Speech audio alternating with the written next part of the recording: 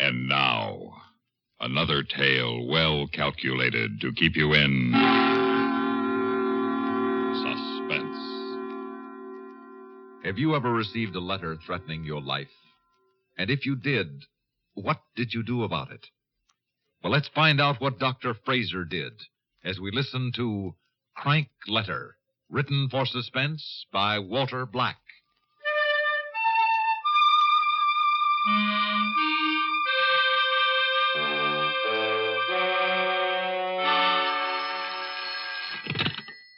Dr. Frazier speaking. Hi, Doc. Paul Neiman over at Homicide. Oh, you believe in telepathy, Lieutenant? Beg pardon? Well, I was just about to pick up the phone to call you. Oh. Well, I guess the department must have notified you, huh? Notified me about what? My yearly physical checkup. Isn't that what you meant? No, you see, I got a letter, and I wanted to talk to you about it. Could I drop in later today? Well, sure, if you want. But can't it wait until I come by for my checkup? Save you a trip. Well, I guess it can wait. Let me see. Can you come in at 4 today? Yes, I can. I'll see you then, Doc. Yeah, oh, Lieutenant. Yes? Now, the outer door will be locked. So just call out and I'll let you in.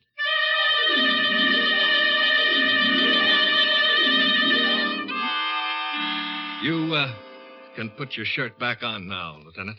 Okay. Well, what's the verdict? Oh, you're sound as a pre-war dollar. Although if I were you, I'd take off a couple of pounds around the middle. Well, I keep telling myself I will, but when it comes to my wife's cooking, I got all the willpower of a jellyfish. All right, Doc. Now it's your turn. You mentioned a letter. Yes, here. Read it. You quacks are all alike, murderers. Honest people aren't safe from butchers like you. If the law won't punish you, I will, the Avenger. Uh-huh. Well, she went to a lot of trouble, didn't she? Cut out all the letters from the magazine. She? Well, reads like a woman. Could be a man, of course. I suppose you've handled this, haven't you? Well, you mean fingerprints? Mm-hmm. Well, yes, I guess so. I didn't know what it was, of course. Well, it doesn't matter, Doc. She probably wore gloves.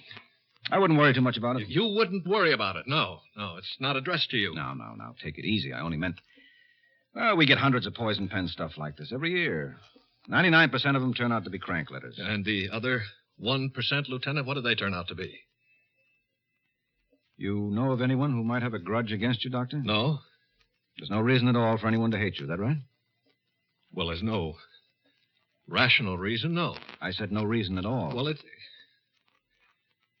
it isn't really a reason. Well, all right, it happened an operation on an elderly patient in his 70s. Now, his heart failed on the table. Mm-hmm. Now, everything possible was done for him, but it wasn't any use. He died. Anyway, it's been on my mind. I feel terrible about it. Guilty? No. Why should I feel guilty? It happens sometimes, no reason. Just asking, Doctor. The man who died, what was his name? Gilbert.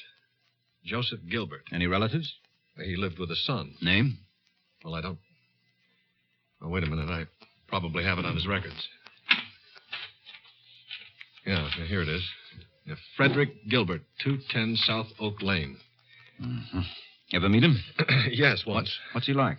Oh, he's big and burly. He what? Well, it was after his father died. He threatened to hit me. He had to be restrained by some hospital attendants. Mm-hmm. You think he wrote this letter? Nope. I think it's just what I said it was, a crank letter. Beating you up sounds more like his type. I'm pretty sure it'll turn out to be just another crank.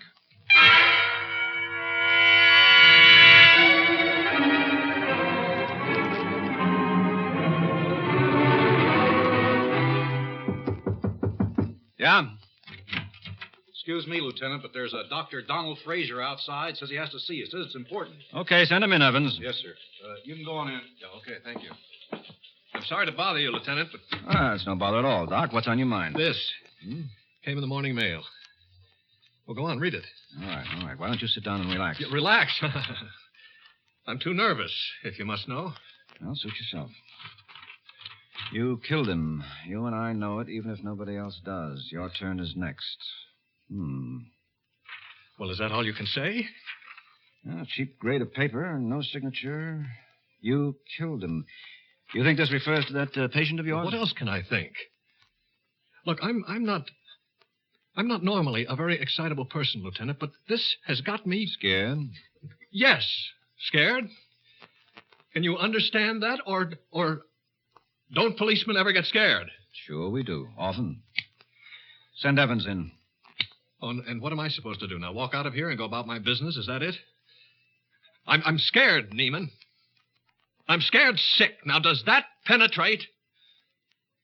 I want protection, and don't give me any more of this crank letter routine either. This thing is genuine. I can feel it. I think you're right, Don. Look, why don't you sit down? I'm sorry. I didn't mean to blow up at you. It's all right. Forget it. Yes, come on in, Evans. This is Dr. Frazier. Don, this is Detective Evans. Oh, hi. How do you do? Evans, you're off desk duty as of now. Until further notice, you're assigned to the doctor. You'll pick him up every morning when he leaves his apartment. You'll go out on calls with him, accompany him to the hospital. It works, you got it? Yes, sir. And every night you take him back home and wait until he locks his door. Yes, sir. What am I supposed to be looking for, Lieutenant? Your guess is as good as mine. Just make sure the doctor stays healthy. Yes, sir. You are taking this seriously, aren't you, Paul? I am, Donald. Real serious.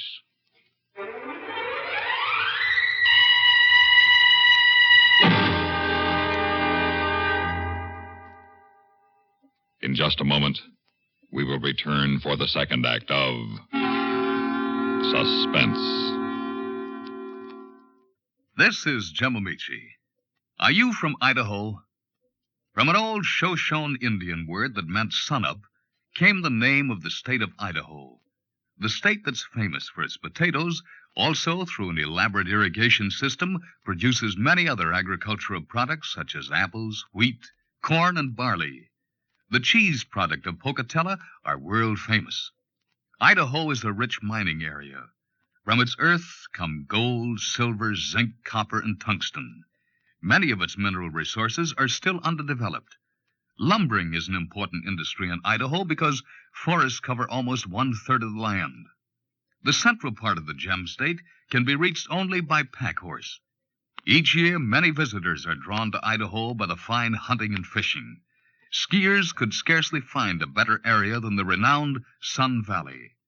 Idaho, the 43rd state to enter the Union, has contributed much to the heritage of America. In the years ahead, Idaho will add much to America's future.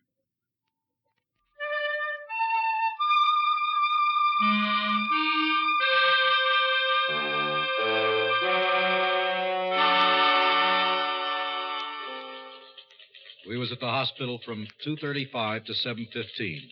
Then we went to eat, went to a movie. Not a bad one either, Lieutenant. The one at the Palace. You seen it? Never mind that. No, sir. We got back to the apartment at 11:08. I checked it out like always. He locked the door behind me. I picked him up again at 8:10 this morning, and I'd just come from his office. Office door locked? Oh, yes, sir. I make sure of that. He says some of his patients complain about it, but he locks it. Nothing out of the way? No, sir. Lieutenant Neiman. It's Don Frazier, Paul. I got another one. Another letter? Read it. You haven't got much more time, murderer. You know how to kill. How well will you die? You've got to do something, Paul. Now, take it easy. We're doing our best, Doc. This just came in the mail? No, I found it on my desk when I got to the office. You what? I'll be there in 5 minutes, Doc. Come on, Evans, let's go.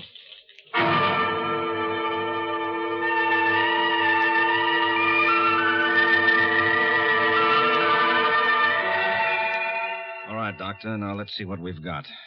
Your outer door wasn't tampered with. Neither were the windows or the catches. The building superintendent has been in. The cleaning woman was out sick, so she wasn't even here last night. Now, you're absolutely certain the door was locked when you left last night and locked when you got here this morning. I was with him, Lieutenant. It was locked, all right. Uh-huh. And yet there was the letter right on your desk. How did it get there?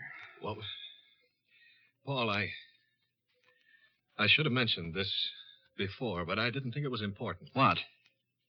I lost my key ring last month. You what? Now, it was only missing 2 days, and then somebody returned it through the mail. It had my name on it. Now, ain't that just Jim Peachy Dandy? Well, I'm sorry. I I didn't think it meant anything.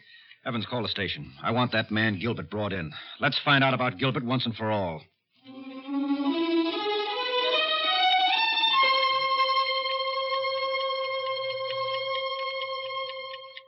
You have to keep that light shining in my eyes.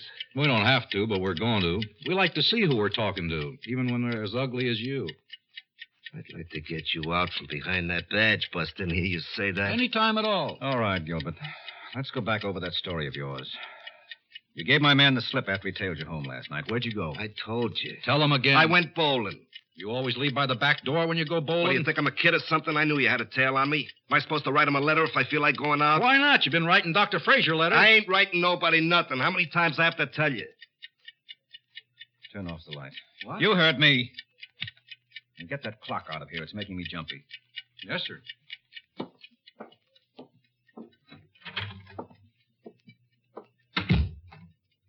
That's pretty rough about your dad, Gilbert. Dying on the operating table like that. Of course, who's to say whose fault it was? Accidents will happen. Listen, my old man had the constitution of an ox. It was no accident that killed him. You think Frazier did it on purpose? If I thought that, Frazier'd be as... You really want to know what I think? Yeah, I do. My old man was a clinic patient. No dose. Slap him on the table, cut him open. If he lives, okay. If he dies, too bad. Mm-hmm. Well, like I said, I don't blame you for wanting to get back at Frazier. Now, who I says... do. You're our boy, Gilbert. You've got the motive and you got the opportunity. We got witnesses who heard you swear to get even with Frazier. Listen, a guy says lots of things. That don't mean anything. Tell it to the jury, Gilbert. You only get one chance, and it's to cop a plea. I never wrote no letters. Where have you hid the duplicate keys? You'll find them sooner or later anyway. Lieutenant Neiman. This is my last warning, Lieutenant. Frazier hasn't got much time left. Who's this? You're his friend. Tell him to make his peace with God, if he can. Wait a minute. Comedy. Put a trace on this call. If you've got anything against Dr. Frazier, why don't you come on in? We'll talk it over. Give him my message, Lieutenant. Hello? Hello?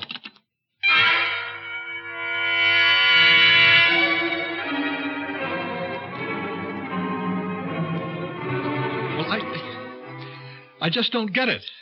I was so sure Gilbert was the one. You're in good company, Doc. We thought so, too. I didn't. I never did. He was just the only pigeon in sight. Doc, tell me, this town you were born in, where you grew up, what's the name of it? Haydenville. Maybe the answer's back there. But I left after high school. I never went back. I told you that. Yeah, I know. What about your family? Well, my father's dead. My mother lives with my aunt out in California. Nobody else? Brothers, sisters, cousins? Nobody else. How come you never went back there? I had no reason to. I'd made new friends in college and later in med school. There weren't any close ties at home. All right, Don. How about college, medical school? No, nothing there either. Not that I was the most popular guy or anything like it, but I've never gone around making enemies. Well, I wouldn't call our letter writer a bosom pal exactly. Hey, Lieutenant, maybe it's a patient. Maybe one of them's kind Now, of look, cracked. None of my patients has any reason to wish me harm. Old man Gilbert conked out on the operating table. Was there anybody else? I'm not in the habit of either killing or wounding my patients, Evans. Now, you can check my records if you like. Okay, Doc, just ask it. Let's go, Evans. I'll pick you up at the usual time, Doc. If I'm still around.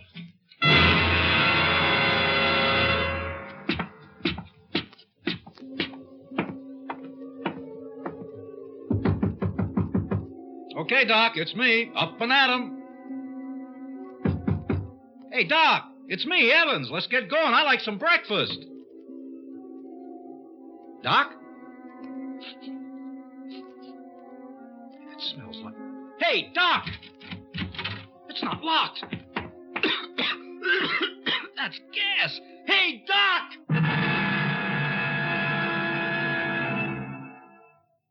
In just a moment, we will return for the concluding act of Suspense. You know, it wasn't much more than 100 years ago that the fastest anyone could travel was at the speed of a running horse. But today we're seriously talking about going to the moon at 25,000 miles per hour. And during the same 100 years or so, we've grown from the first crude telegraph to television. Now, this increased speed in transportation and communication has changed almost everything in our world, including the cabinet of the United States. For example, up to World War II, there wasn't any reason why the War and Navy Department shouldn't be directly responsible to the President. But today we find we need unified commands and more closely knit integration of military activities. So our Department of Defense was born, creating a new cabinet post to coordinate and execute the overall general policies relating to the armed forces, and the Secretary of Defense became the representative to the President for the Secretary of the Army, the Secretary of the Navy, and the Secretary of the Air Force.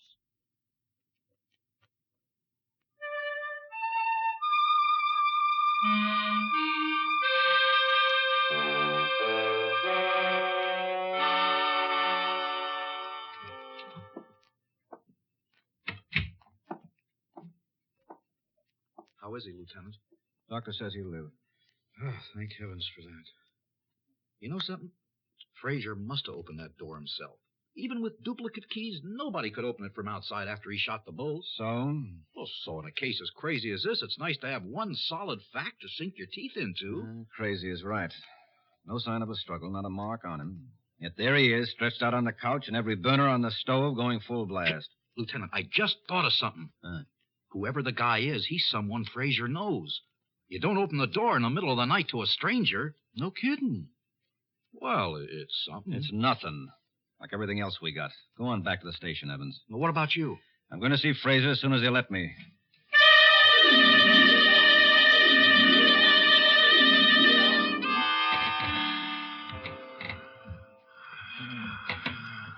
Dr. Frazier?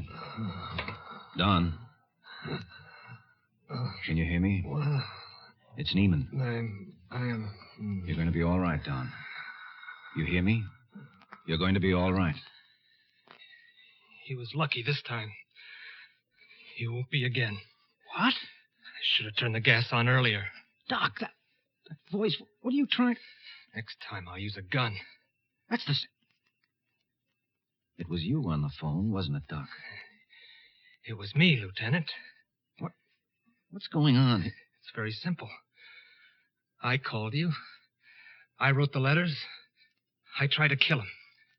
And I'll try again, only the next time... All right. It was you. Who are you? Donald Frazier. But, Doc... Okay. You're Donald Frazier. Where do you live? 92 Main Street. Haydenville. Haydenville. Where do you work? Mulholland's Meat Market. After school and all day Saturday. School? What grade are you in? I'm a junior in high school. Why? Just routine, Donald. You have plans to go to college? Sure. I'm going to be a doctor. You mind me asking why you're out to kill him? He's responsible for Jamie's death, so he has to pay for it. Jamie? My brother. He was 2 years younger than me. How did he die? He drowned. I don't want to talk about it. I have to know, Donald. How did he die? He got cramps. He yelled. He could have been saved, only he was too busy swimming to pay any attention. By the time he looked around, it was too late. And you blame him for that? Yes. He's got to pay. Suppose it had been the other way around. Would you blame Jamie? You know how it is when you're swimming. You're having fun. It's easy to forget about the guys with you. He shouldn't have forgotten. No, but he didn't forget deliberately, did he? No. Will killing him bring Jamie back? What are you asking me so many questions for? Will it accomplish anything at all, Donald? Maybe it'll give me some peace. Is that what you want most? Yes. Killing him will only make you feel worse. You'll be a murderer then. Is that what you want? No. You want to be a doctor. That means saving lives, Donald, not taking them. Start with him. Give him back his life. That's the only way for you to find peace. You believe that? The Bible says, judge not, lest ye be judged. I don't think a guy like you could go through life with a secret like that on his conscience. I just want some peace. Then try it my way, Don. Forgive him. He's suffered more than you'll ever know. How do you know? I'm his friend. He's a very decent guy. I wish you could know him as I do. And what about Jamie? If he could, I think he'd say the same thing. He doesn't blame him. It was an accident. Try it my way, Don. Will you? Donald? I'll try. Good boy.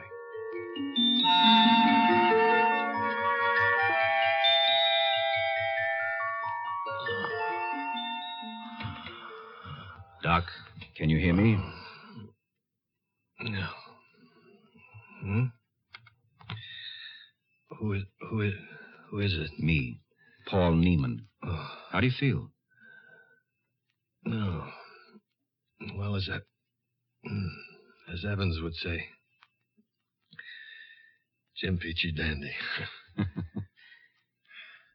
What happened? You had an accident. Huh? It's over and done with. You're going to be okay.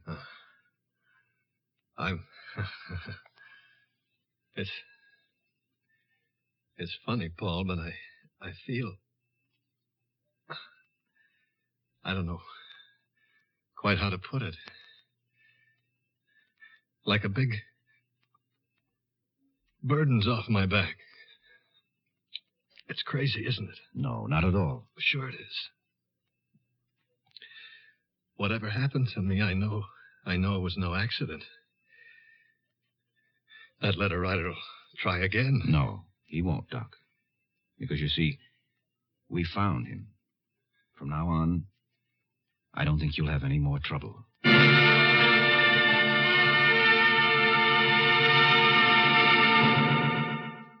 Suspense. You've been listening to Crank Letter, written for Suspense by Walter Black. In a moment, the names of our players and a word about next week's story of Suspense. The Servicemen's and Veterans Survivor Benefits Act is just what the name implies. It will help your family in the event something happens to you. Now, no one likes to think of leaving his loved ones, but when we do, it's good to know that we've done everything we could to provide for them. Most of you are undoubtedly familiar with the Servicemen's and Veterans Survivor Benefits Act, know what it's all about. But if it's just a name to you, you'd better remedy the situation because you can't afford to ignore it. The Servicemen's and Veterans Survivor Benefits Act is worth investigating. Get acquainted with it.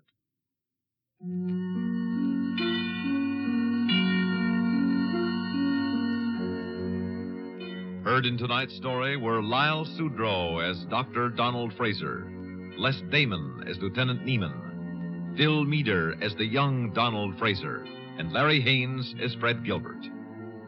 Listen again next week when we return with Lieutenant Langer's Last Collection by George Bamber, another tale well calculated to keep you in Suspense.